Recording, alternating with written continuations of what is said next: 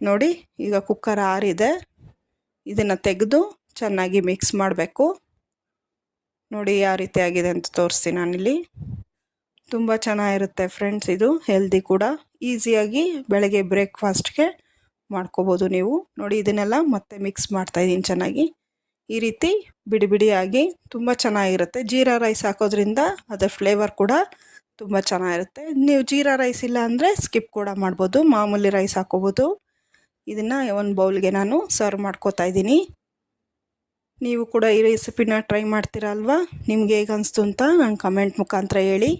ನೋಡಿ ಈ ರೀತಿ ಹೆಸರು ಕಾಳು ಬಾತು ತುಂಬ ಚೆನ್ನಾಗಿರುತ್ತೆ. ನೀವು ಕೂಡ ಈ ರೆಸಿಪಿ ಟ್ರೈ ಮಾಡಿ. ನಿಮ್ಗೆ ಇಷ್ಟ ಆದರೆ ಲೈಕು, ಶೇರು, ಕಮೆಂಟ್ ಮಾಡಿ. ಸಬ್ಸ್ಕ್ರೈಬ್ ಆಗಿಲ್ಲ ಅಂದರೆ ಸಬ್ಸ್ಕ್ರೈಬ್ ಆಗೋದನ್ನು ಮರಿಬೇಡಿ. Thank you.